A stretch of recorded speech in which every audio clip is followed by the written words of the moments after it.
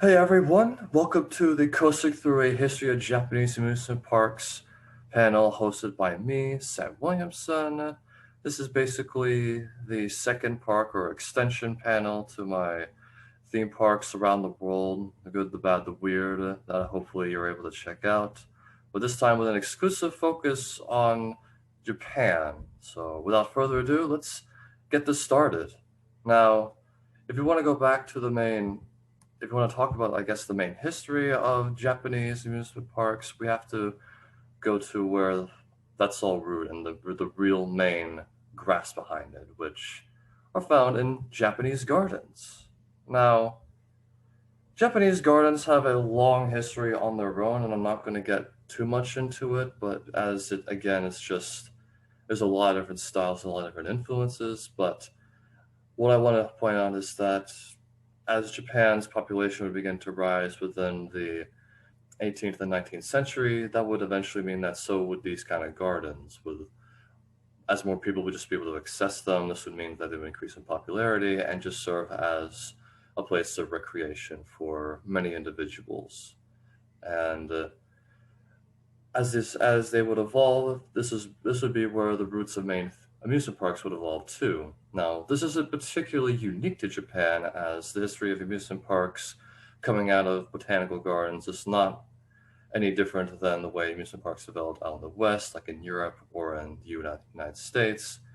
But in the case of Japanese amusement parks, there is some slight levels of Japanese garden ideas, philosophies, and architecture ideas that were kind of taken over, such as I would say mainly with the high emphasis on the natural surroundings, which I think you'll hopefully see later, but it kind of explains maybe why some of the Japanese parks, amusement parks, look the way they do, which are not very easily able to explain when you ask like designers or people who've come up with theme parks, like, why did you make it look like this?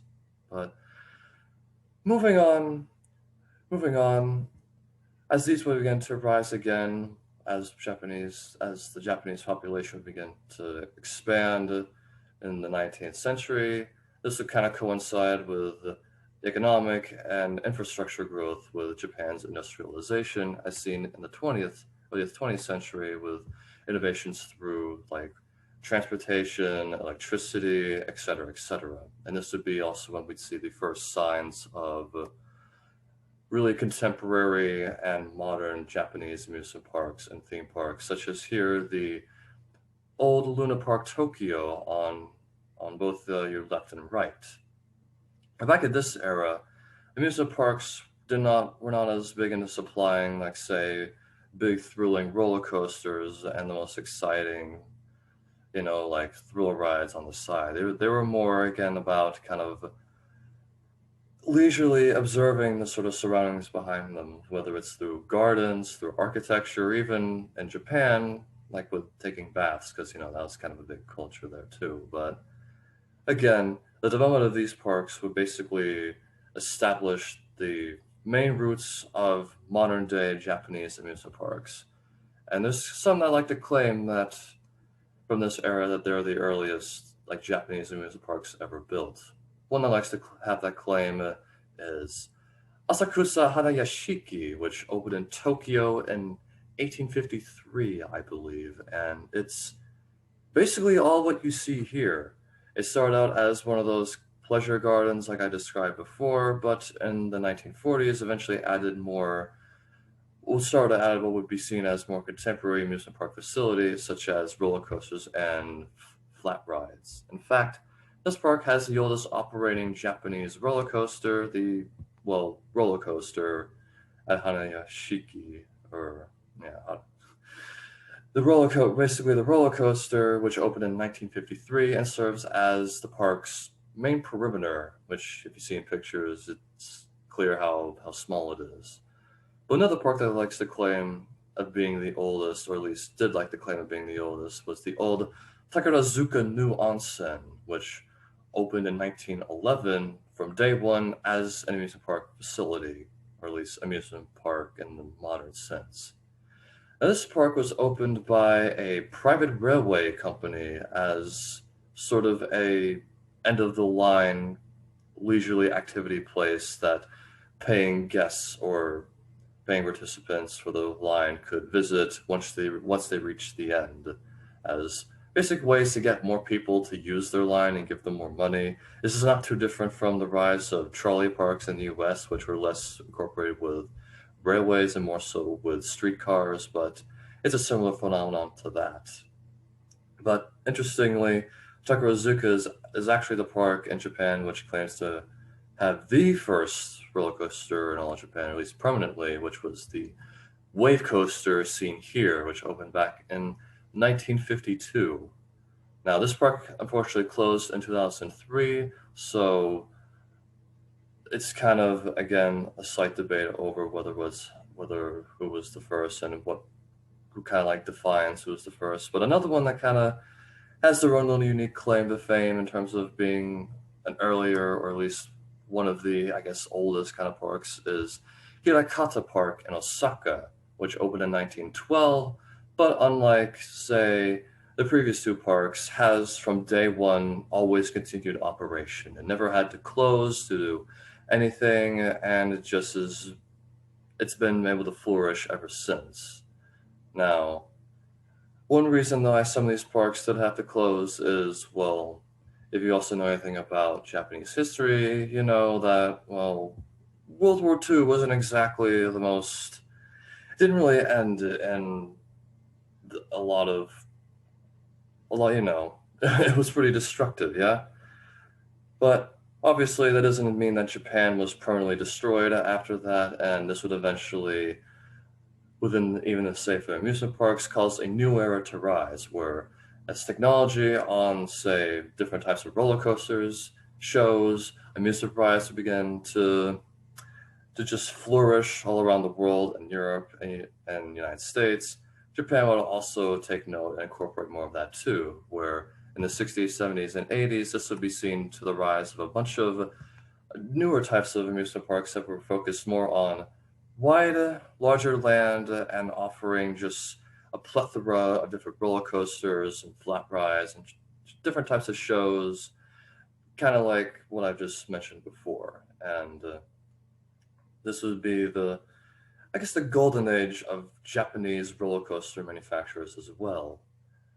But going up into 1983, Japanese amusement park history would shift once again with the opening of Tokyo Disneyland. Now, Tokyo Disneyland and Disney as a whole offered just this extravagant level of theming, which was not very present at many Japanese amusement parks before. And this park proved to be very popular with Japanese audiences, and it kind of introduced the new era and the era of what we see today, which is an emphasis less on, say, large, sprawling amusement parks with lots of roller coasters, but maybe more so experiences settled into highly themed, immersive, like little areas and themed lands, obviously taken from, say, such as seen here in Disneyland with, Frontierland, Tomorrowland, etc., etc. But it wouldn't just be, there'd be a lot of different ways that this could be explored in Japan and Japanese culture. One was through food, which is having, again, food theme parks is what they like to call them. They're not exactly very big, but their intent is just to have, again, really different types of food for certain stuff, like okonomiyaki on your left, or a ramen one on your right, which I think is in Yokohama. And, just stuff like that. But many weren't exactly themed to very niche or food related stuff like that. There's a lot of Japanese theme parks that would rise based off of different types of cultures in terms of geographical and both in Japan and outside Japan, one being represented through Ido Wonderland, which is a recreation of the Edo era of Japan, just in a more, I guess, romanticized contemporary fashion, with having, I guess, architecture styles that were relative to the time, many different costumes, a lot of different shops, many different types of, I guess, traditional shows from this era.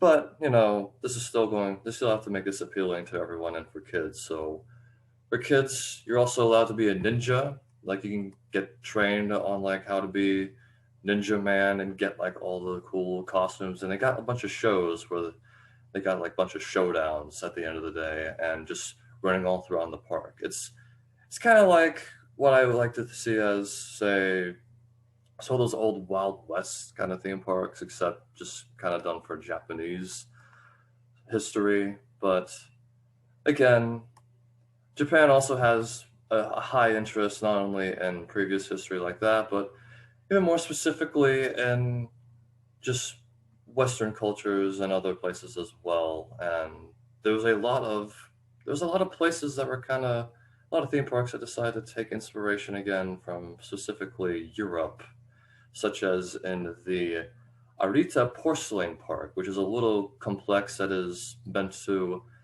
fully recreate the Zwinger Palace out in Dresden. That's just now here in Japan because hey, it's pretty. You don't have to go to Germany to see such a cool place. But one place that decided to go a little bit more ambitious than that is the Huisten Busch theme park, which is a theme park that's meant to recreate a bunch of places in the Netherlands, I guess. Just various different, just kind of figures and buildings known in the Netherlands, all kind of now brought together into one without a full, I guess, considerations for if they're actually like close to the regions that they're based off of or not. It's just kind of again bringing the Netherlands to Japan so you don't have to go travel, so you can get your stroopwafel in for cheap, I guess. But just because some of these theme parks decide to go for a more strict architecture recreation doesn't mean that Japanese theme parks in total have no roller coasters or rides whatsoever, which brings me to La Gunesia, which is, I guess, a theme park based around sort of places in the Mediterranean, maybe like Italy or Spain or Portugal, but it seems to be mainly themed around a big like pool. You know, this isn't just the picture of it right here. There's more to it, and it's got some other, I guess, water slides and stuff. But yeah, it's got like roller coasters and rides. You know, like the here Aquawind. That's the main roller coaster you see here. But it does have a very spectacular dark ride, if I must say so myself, which I have to show you, which is the magical powder uh, ride. Which I hope these pictures at least intrigue you enough to go check it out on your own because it's madness is all I'll say. If you were to ask me though, my personal favorite Japanese theme park that's meant to recreate some Western or non-Japanese culture, my go-to is without a doubt Parque España in Shima, Spain Village, which is yes, indeed, a whole theme park based around Spain. Just, you know, there's a lot of places in Spain, a lot of cool little castles and towns to recreate or buildings from, but it's not just a pure architecture one either, because it too has a bunch of rides like roller coasters and flume rides, as well as and even an indoor roller coaster themed to I think it used to be themed to bullfighting. There's like a Nutcracker dark ride too. But they even got a big ol' Bollinger and Mabillard inverted roller coaster, Pyrenees, which is not too dissimilar from, say, Montu at Busch Gardens or the Lake Dueling Dragons at Universal's Island of Adventure. Oh, they even have this dude. I don't know where he is, but you gotta go to the park and find him because he's gonna be there and you can witness his beauty right in front of the mural. I can't wait. But yeah, trying to be taking inspiration from international or even internal cultures isn't exactly limitations of Japanese theme parks either. Some like to go more for, I guess, other types of new forms of activity and stuff like that too. Which brings me to Tokyo Joypolis, which maybe you've heard of this park. This is basically a an arcade styled theme park, which is well it has a bunch of little rides or an arcade rides that are just based off of the Japanese, I guess, video game kind of culture, which, you know, there's a lot of cool stuff that they do there now. There used to be way more of these kinds of parks because, you know, that was just back in the day when like home consoles weren't like taking the video game market by storm, and you could still have like Daytona USA and like 8 cabinets of them, and that'd be one of the more interesting things to do with the highest graphics. But nowadays, this park kind of operates as like the main one, as and also I think it's more like a sort of a Tokyo attraction where it's like, oh, you got to go to Tokyo. You know, if we're in Japan, you can just kind of go see their arcade, a little theme park. They are expanding this park. I think they're opening some out in China, but this one's still though the main kind of central hub for these, and does have a lot of the signature attractions like Half Pipe Tokyo, I think is what this is called, which is a ride where you're strapped into a fake snowboard and you just kind of go up this half pipe, kind of up and down with virtual reality goggles on, trying to do the sickest stunts that you can. It's pretty cool looking, but they also have an actual roller coaster, the Geicon Live roller coaster, which I believe is the first spinning roller coaster to feature an inversion, but it also has interactive elements too, such as shooting like parts with big screens. So, you know, in typical Sega fashion, it's got to be pretty flashy and it's got to be pretty over the top. So that's Sega Joypolis, however. And again, a lot of these theme parks came after the 1983, which was when none other than Tokyo Disneyland opened. And this park, though, while is obviously themed to, I guess, both, or at least clearly taken and inspired and modeled after Disneyland and Magic Kingdom, it still has its own unique elements too that I think maybe are not always known or discussed, such as, well, not only though will it have the Cinderella Castle, the Haunted Mansion, and Splash Mountain that are inspired by like Florida's Magic Kingdom, but it will also include Gadget's Go Coaster, California's Outside Style, It's a Small World, and a bunch of other kind of stuff too that makes it an interesting mix. Like another thing they got is that rather than having Main Street USA, they have the World Bazaar, which is basically Main Street USA but covered in, well, a big sort of awning and glass roofs to prevent rain. But obviously, this is going to be a Magic Kingdom Disneyland style park, so it's going to have, you know, your big Thunder Mountain. It's going to have your miniature railroad ride. It's going to have Tomorrowland with your Space Mountain. It's still a Disneyland kind of park at the end of the day, and just as much as this would really inspire not only internal Japanese amusement park theme park developers to take on their own spin of a highly detailed themed immersive experience, none other than Disney's biggest competitor would also try to take note and be inspired to do their thing too, which in 2001 led to the opening of none other than Universal Studios Japan in Osaka. It's opened, I believe, again in March of 2001, and at that time it was also a little bit too like Universal's greatest hits as far as their amusement rides go, where this was again based off of the, I guess, original Universal Studios Florida park. We're having similar kind of lands themed to like New York, Hollywood, San Francisco, but rather than be limited to, I guess, trying to be the main flagship resort like Florida's, this one was more about just bringing their best to the country of Japan. So not only will you have like Jaws still here, but you'll also have Harry Potter Hogsmeade in the same park as kind of like a, yes, Jaws can exist in a park with Harry Potter kind of thing. But there's also some other little things that over the years that would make this park evolve into a bit more of its own unique identity too, or at least something that makes it stand out a bit too. And for example, this is kind of similar in layout to the New York section here in Universal Florida, but on your right, on your left, what you would normally think of would be Revenge of the Mummy. Instead, they got Spider-Man, which I guess Mummy didn't open at the time in 2001, 2002-ish, so they had to bring over Spider-Man since that was the most acclaimed ride. But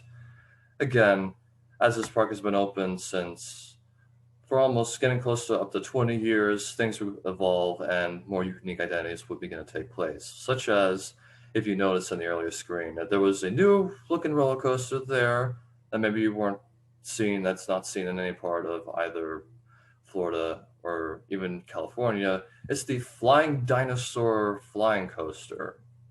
Now, this is considered not only be one of the best flying coasters in the world, but some even perhaps argue that it's the best roller coaster in all of Japan, which these pictures don't do it justice on how intense and crazy this ride looks. So you gotta go, I'd say, if you want, try and see if you can check it out on YouTube and just immerse yourself in it, as it looks pretty cool.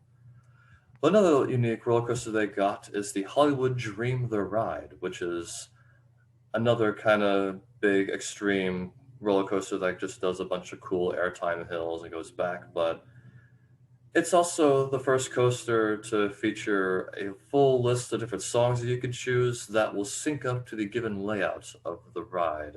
So, like when you go over a hill, if you go on a brake run, there will be parts of the song that will sync up to it. And yes, this is very similar to Hollywood Rip Ride Rocket, but this opened a little earlier, so it's kind of like it's Hollywood Rip Ride Rocket's predecessor.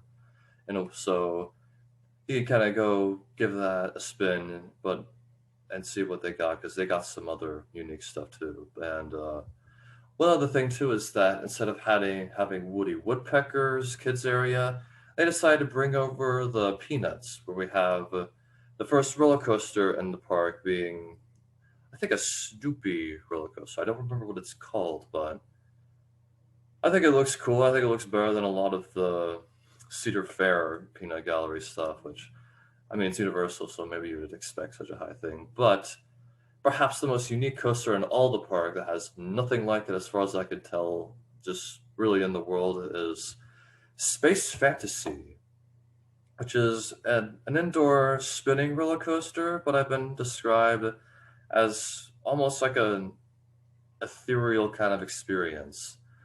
I hear it's another one of those just go on the ride and don't know anything about it and just let the ride speak to you kind of thing, because it's unlike anything you'll ever see. Now, there is a bit more to this to Universal that I'll mention later, but not to be outdone by Universal's own take on establishing themselves in Japan. Disney, only a month later after Universal Studios Japan opened, with Tokyo Disneyland introduced their second gate and what is perhaps their not only Disney's best, but arguably the best theme park just in the world. None other than Tokyo Disney Sea, which now this is just the kind of like entrance area. Like this is before you like enter through the gates under that kind of Italian looking building that you see here, which right once you get through them, this is the sight that you're greeted with. All of this is 100% man-made, including the water, the boat, and the mountain, etc., etc. And we're going to go through every single land because Disney Sea deserves it. Now, the main, I guess, entrance area of the park, as you see, is this Mediterranean harbor area, which is, as you could tell, kind of based off of Venice, with like the little gondolas and a bunch of other sort of architecture styles like that. And yes, it is a hotel that you could stay at with all the windows and buildings that you see. So I think it's called the Miracosta. But if you navigate what would be on your left, if you're facing like the main kind of like island kind of stuff, we go into the American waterfront area, which houses its own version of Tower of Terror, as you see on the right, as well as, well, I know there's like a restaurant that's built inside like a whole like steamliner looking thing, but they got a bunch of other cool stuff too, and a bunch of clear kind of New England, northeastern USA, or maybe even like California based, just theming stuff all over the place. And even recently they opened up their own Toy Story Midway Mania ride here. Still going, I guess, continuing on what would be the park's left, going in now, I guess a clockwise orientation, we'd go to Port Discovery, which the main ride here is this here Aquatopia, kind of like a water version of Autopia, but I don't know. This is another one of those rides where it's just kind of like don't ask questions, just enjoy the ride, where you just kind of go all over the place. It's not an actual like bumper boat. It's more like a tracked ride that you don't really see the track. You just kind of go forward, go sideways, go backwards, just wherever the ride feels like it. So that's fun. But crossing over what would be a bridge, we enter in the Lost River Delta, where we have the parks, or even the resorts, only inverting roller coaster, Raging Spirits on your left, and then on your right you can kind of see what would be, excuse me, the Indiana Jones attraction in the park, which is very similar to Dinosaur at Disney's Animal Kingdom, or the Indiana Jones adventure ride over in Disneyland, California. Nearby, though, and sort of theme to this, I guess, kind of outside realm is, or I don't know, is the Arabian, I think, coast is what it's called, which is again sort of, it's got a bunch of stuff with Aladdin, like there's the Aladdin Flying Carpets ride. There's like a Sinbad musical ride, neither of which are pictured here. There's also a big old double-decker carousel, along with a nearby area being the Little Mermaid, like kids area, which houses a bunch of sort of the kiddie rides. It's all indoors, so in case it starts to rain, you can just like go inside here. Kind of ironic that the driest part of the park would be supposedly underwater, but none of this all matters, though, in my opinion. Or no, I think it does matter, but I personally think the absolute top mega weapon place of this park is Mysterious Island, which is basically kind of inside this main, I guess, crater, which houses a 20,000 Leagues Under the Sea ride, which I think sounds really cool. You can kind of see the Nautilus recreation there, but also the Journey to the Center of the Earth ride, which is basically a mix. It's not. It's like test track with a big drop, which you can see in the bottom right corner, just zooming right out of the top of what would be the big volcano there. That sounds like the coolest thing ever, in my opinion. But apparently there's going to be a planned, I think, frozen area coming to this park soon, but that's been under construction and hasn't had good progress just yet. Well, if there's anything, though, I would say to also help bring you into Tokyo Disneyland and Disney Sea that maybe you wouldn't normally hear about, it's that these parks have interesting popcorn flavors. Now, I know popcorn's a pretty typical staple of like, these kinds of theme parks because, it's a fun snack, but Tokyo Disneyland, Tokyo Disney Sea to go a little beyond where popcorn stands are not just like universally like salted. It's that they're around the parks going to have unique flavors. So you'll have more, I guess, typical ones where it's like salted and caramel, but they'll go a little bit beyond sometimes, and you find ones that are themed to curry, soy sauce and butter, or even strawberry. There's even others like chocolate and white chocolate and black pepper, but there's they kind of come and go, and you just gotta go try them because man, I'm never ever going to be able to try curry popcorn ever again, or ever rather. So that's kind of the main contemporary state of what I would say are some of the best Japanese theme parks that that are currently open or offered here in Japan, and they're a pretty good impression of just the best times of theme parks around the world, not just in Japan. But if you're interested in what more so like a Japanese amusement park looks more like, it's not going to be one that's highly themed in a way that, say, Disney or Universal are able to bring. It's going to look something a little more like this. Now, this is Fuji Q Highland near, I guess, Mount Fuji, and it has, I think, not only this park, but there's a lot of parks in Japan that kind of have these distinctive kind of elements of it that I'll discuss a little bit further in terms of how or what you seem to be recurring themes within typical Japanese kind of amusement parks.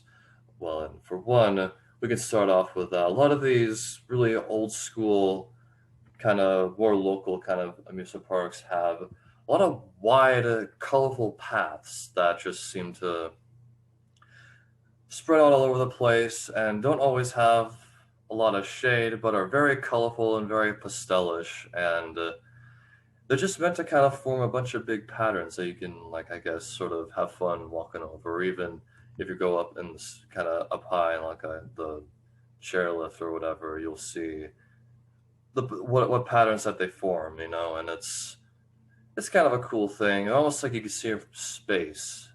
But another little element that they got is that a typical attraction here is that they usually have these kind of haunted walkthroughs, and that's not too uncommon from like a haunted house ride, but it seems like more so in Japanese amusement parks, they're less actual like dark rides that you sit on a ride and it goes forward on a little track, but rather you walk through them.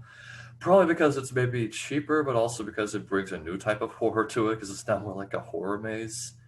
I think even the longest one in the world is there at Fuji Q Highland in the bottom right with that hospital one.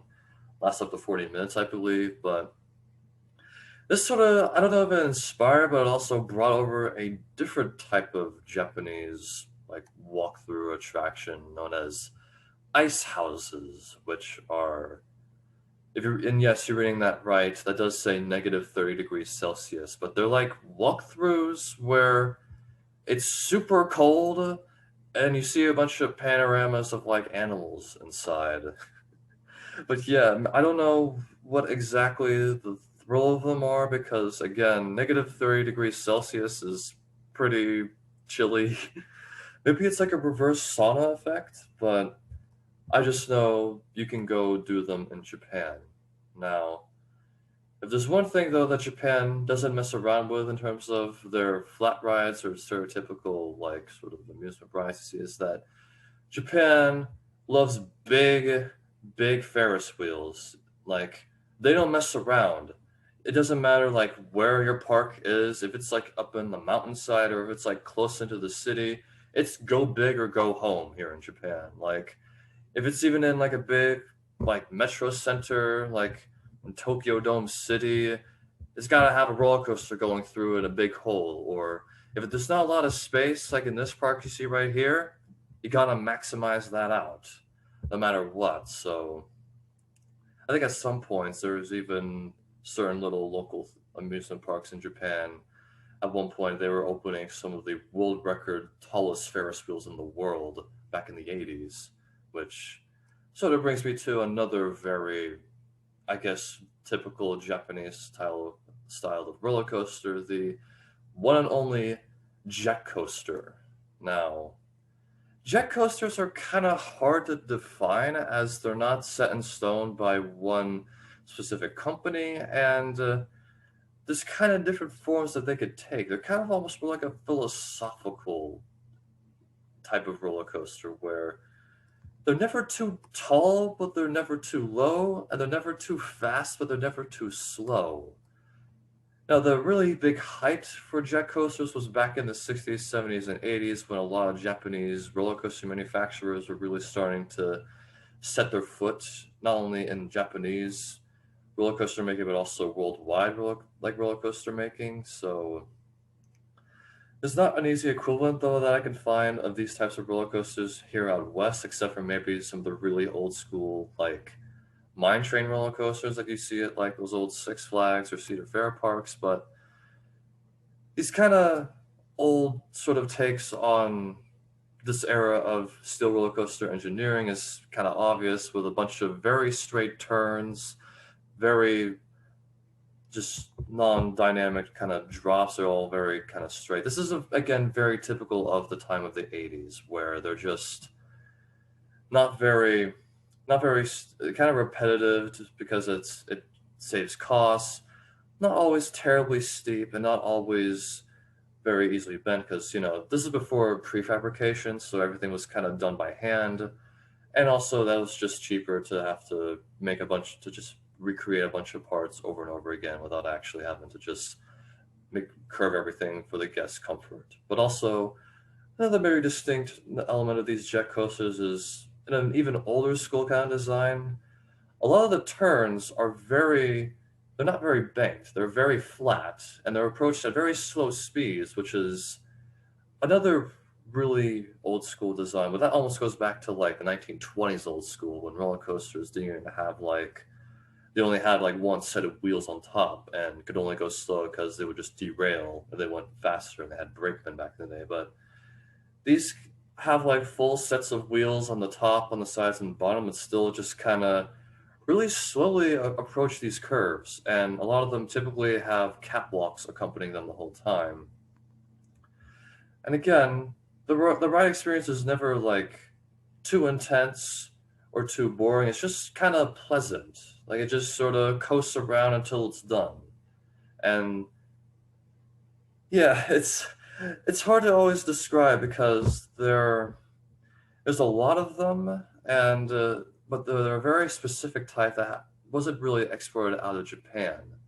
Now, Japanese amusement roller coaster manufacturers, while a lot of them stayed mainly in Japan, a lot of them got their start by kind of creating these types of either jet coasters or eventually the smaller type of little wild mouse coaster before evolving into, I'll say, a much more unique kind of designs and stuff that I would have loved to have seen more common outside Japan. So I want to talk a little bit about some of the, I don't know, I guess I would call the biggest Japanese amusement roller coaster manufacturers at the time. We'll start off with Maisho Amusement Machines, who created a bunch of a lot of these like big name kind of jet coaster types of stuff, but also had their own unique stuff from time to time too, such as in the left, that is Moonsault Scramble, which was at one point probably the most intense roller coaster in the world, which I think got up to like 6.3 Gs within this here pretzel knot element that it had, and yeah, it was quite something else. It looked really cool. I don't have the full picture of it. It had this cool kind of interlocking structure to help it build in place, but they're pretty prolific. It had a bunch of similar corkscrews type of roller coasters. Another one though included the Sanyo Kogyo, who were one of the first roller coaster companies to introduce roller coasters in China, which would cause Chinese amusement park roller coaster manufacturers to really develop their designs, really based off and really cloned from what was seen here by Sanyo Kogyo, and these would rise a lot in the early 2000s, late 90s. But not other stuff they did, including the well photographed diving vanishing coaster, which kind of goes through a little pool. Almost looks like it's going through an underwater tunnel. That's pretty cool. And there's like this here cycle coaster, which I think it is sort of what it's described. Maybe a coaster where you have to use like pedals on it. I don't remember. Another one though is the Sanyo company, which didn't have a whole lot, unfortunately, but they had some pretty interesting ideas, such as this coaster right here was actually going to be the first fourth dimensional coaster. A prototype of it got built, but it never got bought. But it was basically the same idea of like a roller coaster having certain predetermined positions that the seats would face, given by or determined by a certain rail or computer system just during the layout. But another interesting idea they came up with is the Adventure Drive roller coaster, which features launch sections that claim to be powered by how loud the guest screams. So if you scream loud enough, you'll get the most powerful launch that they can deliver. I don't know how true it is, but hey, it's fun. Another one I would say is the Sansei Yusuki group, who they had their own kind of interesting stuff too, such as the former, I think this is the SL coaster at Yamiri Land, which is a very bizarre kind of experience. As not only it was a very extreme kind of El Loco SNS powered instead roller coaster where it had all of these really crazy turns, but it only operated for a month before being dismantled. But another kind of innovative, or at least unique thing that they did was the Daidiarasaurus roller coaster at the former Expo Land, which at one point had 5 different racing tracks. So most roller coasters have 2, some have 3. This one had 5 at one point. So there's some old video footages of all of them kind of, I guess, racing or going against each other that you can find on YouTube. But that was quite something else.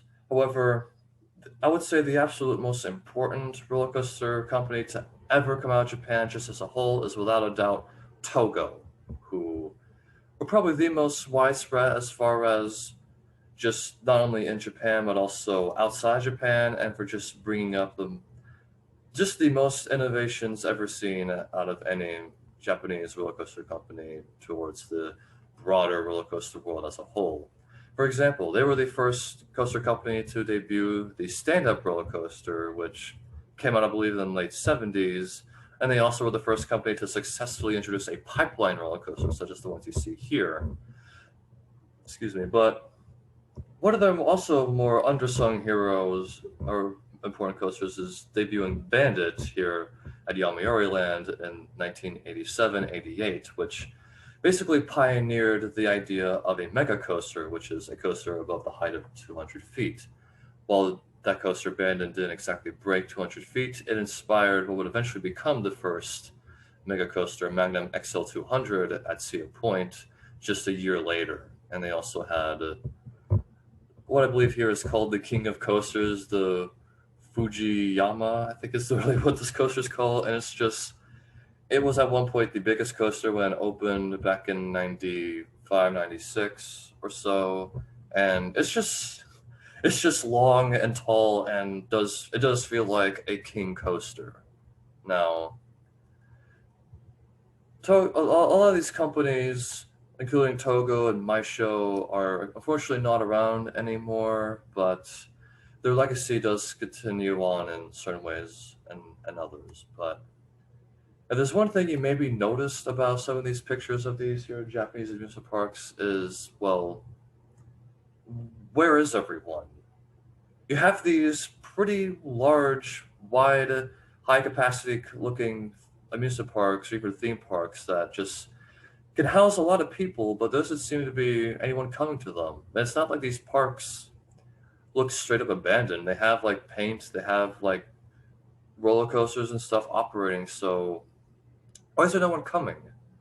Well, the one thing that I didn't really get to mention yet about my earlier introduction on Japanese amusement park history is that another unfortunate reality is that just as much as the theme park industry kind of community, at least sort of sector, starts to diversify and spread out, unfortunately, the more local Japanese amusement park sector is starting to see its days and this has been a recurring theme, a recurring just problem ever since, well, the late 80s, early 90s, when, for one, in case you're not aware, the Japanese sort of economy sort of fell into, it had a big burst, then it would turn into what was called the lost decade. So a lot of the former like wealth that people would have is now just kind of gone. And Japan, I think, still to this day has the second highest, or even not, it is the highest, it's the country with the highest like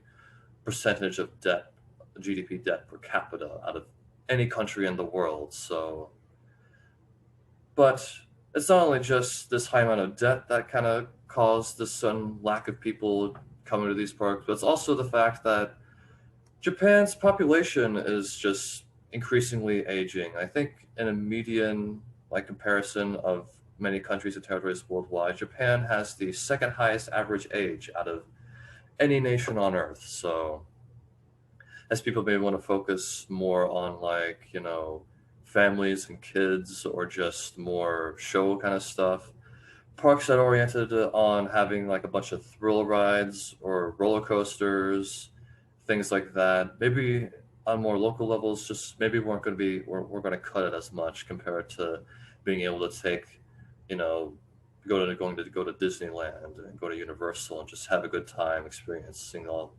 If you can't do the rides and just the whole ambience of like the restaurants and stuff. So unfortunately, this has meant that a lot of internal Japanese amusement parks and even some theme parks have not been able to last the days, and many more, I think, are having their numbers slowly being put into the history books. So I want to give a quick wake for what I consider are a bunch of, or what are a bunch of former Japanese amusement parks, just for people to know about and maybe go learn about on their own, because some of them do have their own unique share of histories I do want to quickly mention. First up, we have Festival Gate, which was a very small little park that operated out in Osaka, but had this really cool Delphus roller coaster scene here, which bizarrely enough had a turning chain lift hill. I've never seen that. I've only seen lift hills that like rotate or at least turn with like tire lifts. So to me, that's just interesting enough to have its own just sort of noteworthy shout out, and also just it just looks cool. Like look at that bridge, like the ship going over the roller coaster. Another one I would say though is Kobe Portopia Land, which was another, I guess, smaller one, but I think it had a lot of character, such as having a rare, like bobsled roller coaster, as well as the Bavarian Mountain Railroad kind of coaster, which is a pretty well missed little Schwarzkopf kind of just classic, twisty turny, intense kind of ride right there. Also, Space World. This is one that I absolutely miss and would want to come back in some way, shape, or form. But it was an entire theme park based around space, including a bunch of pretty intense roller coasters, but also some interesting themes and own little designs, like this here, like I guess log flume, where you drop out of, I guess, an alien ship, and there's a bunch of other cool indoor parts.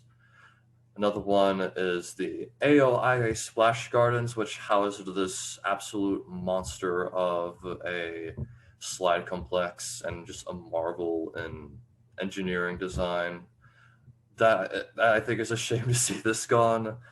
There's also Expo Land, which opened in Osaka as basically a park just built out of the former Osaka World Expo, which had a bunch of cool little attractions. It had what I told described previously, the Dinosaurus, which it didn't last with having 5 different racing roller coaster tracks, but it still had 2, and it was at one point by time wise the world's longest lasting roller coaster, where it lasted over 6 minutes.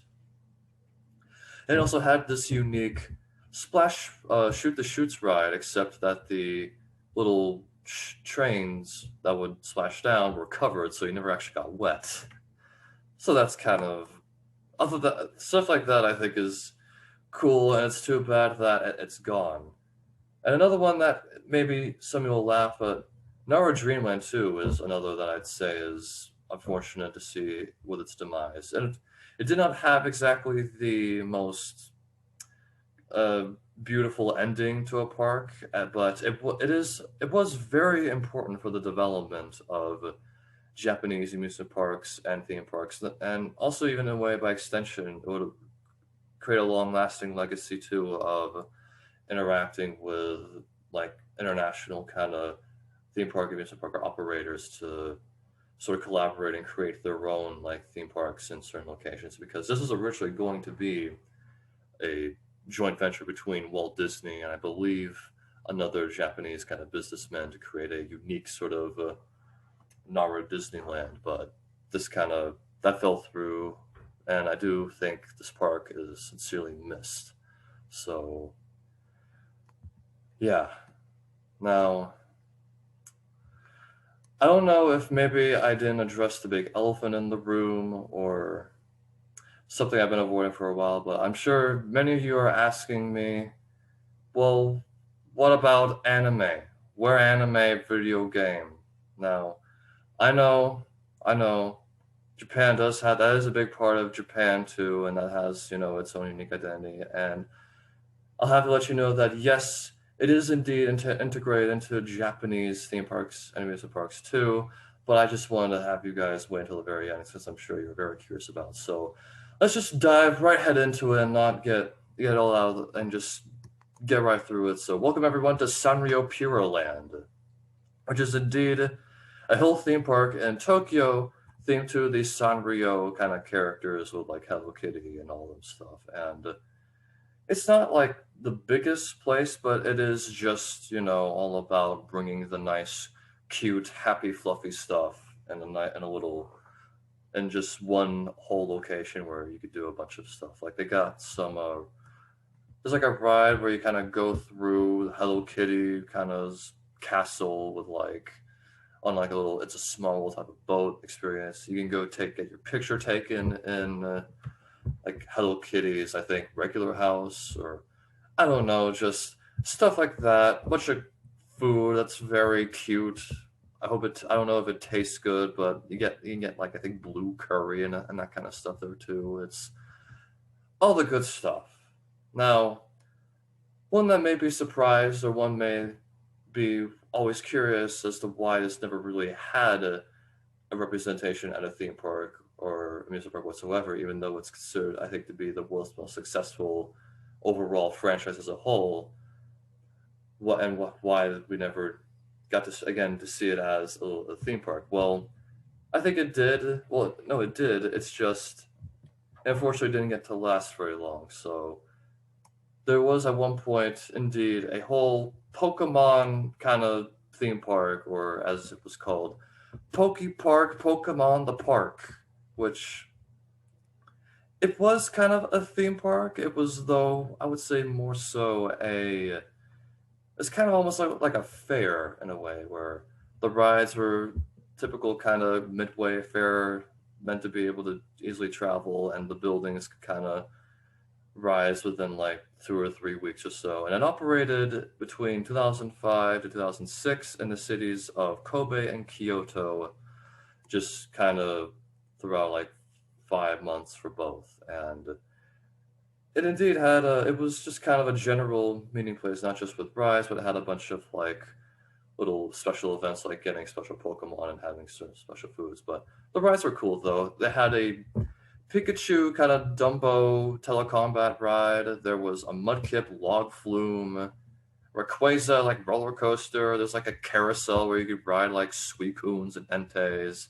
This being at the Gen 3 means it's just all stuff that I know because this was the generation of Pokemon that I'm like most familiar with. But it also had like a Pichu Bros train ride where you just sort of go on board and say hi to all the little Pokemon in this sort of island that they sort of encircle. I don't remember all their names, but it's cool to see, I think, yeah?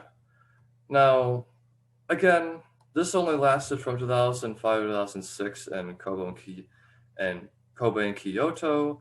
I think it briefly opened in Taiwan in 2007, but this park never really saw the light of day again, which if you look at the ways that a lot like Nintendo or other kinds of various different companies created this park, it makes sense why they didn't really bring this back, or at least bring a traveling Pokemon park back in this form. I think it has potential to come back again, but this was, I can explain further. If you're curious about why I think it didn't come back, you can maybe send me a message on my email, which will be at the end of the panel, and I can help answer that. But this wasn't, though, exactly, this for a good while, this was for the longest time the furthest we ever had to Nintendo being at any sort of theme park, and there just kind of didn't seem like there would ever be much to see for a good while.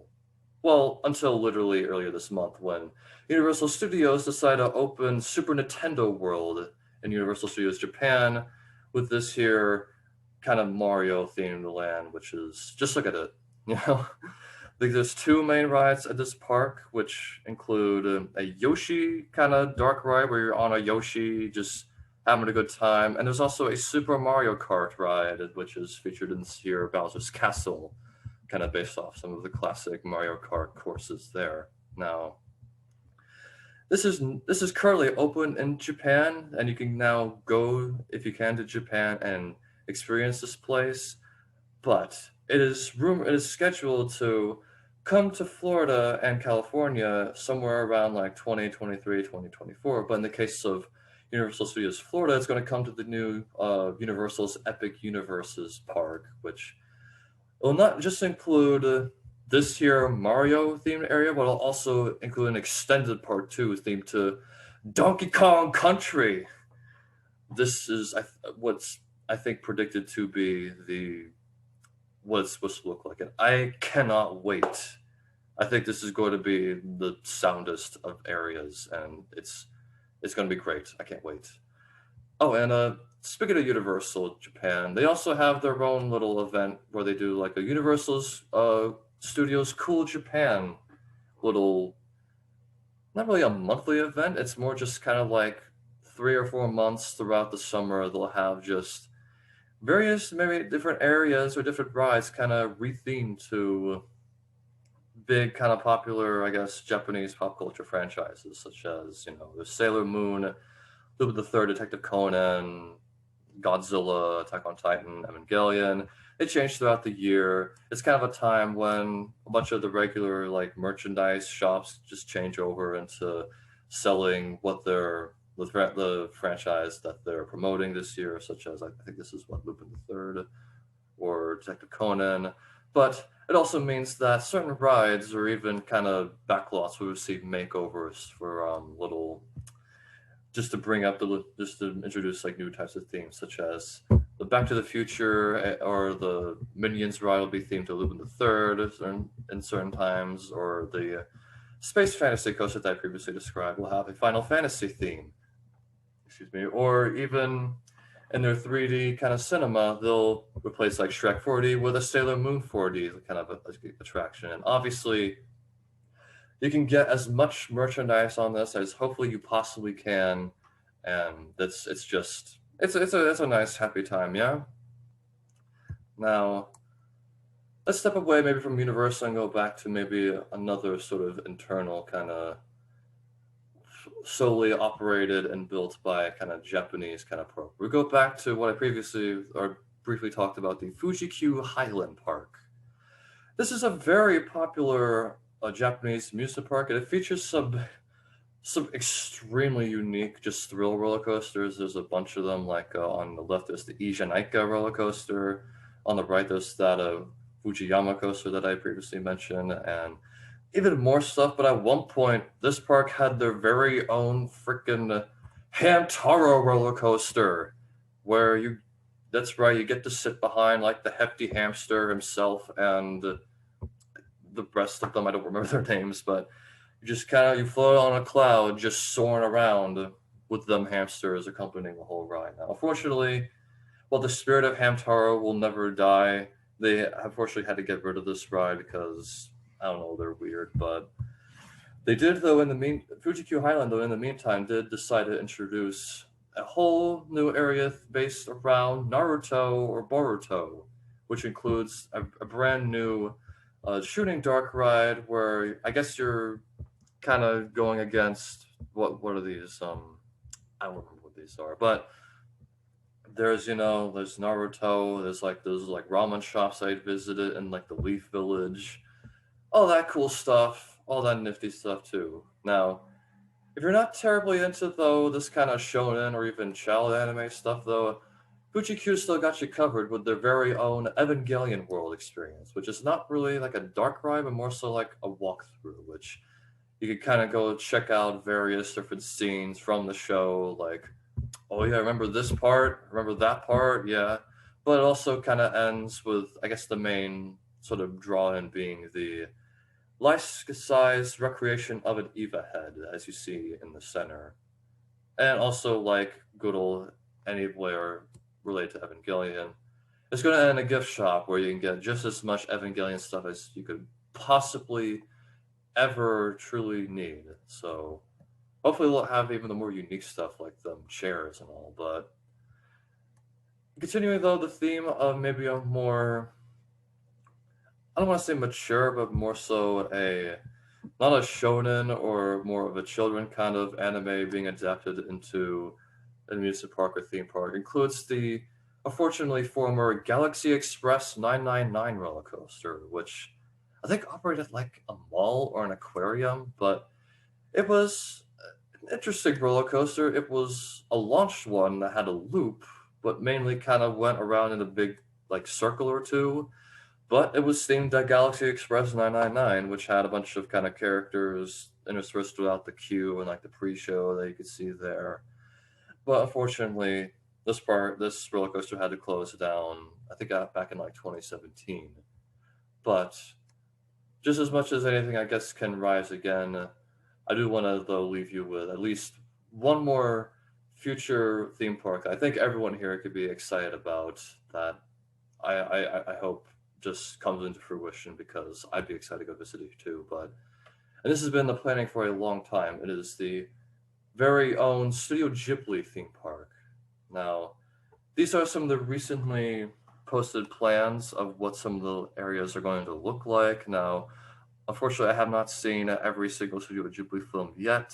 That is something I need to definitely fix upon, but this is going to be built on the site of the 2005 World Expo, which I believe that place is up in Aichi, and it used to have like a little house recreation of like the My Neighbor Totoro house. But so rather than just leaving this former site to rot, they're going to introduce it as like a Studio Ghibli park with areas themed to like Howl's Moving Castle, obviously My Neighbor Totoro. Hopefully, like Spirited Away. If they really want to cater to me, they'll have a castle in the sky kind of stuff. But these are some of the posted plans of what they're hoping to bring. Obviously, these will have a maximized amount of stuff that they could do, and maybe it's not always going to be budgetarily realistic, but it's finally received like a ground like breaking event, and they're still slowly but surely, I believe, constructing it, and that's what I would like to.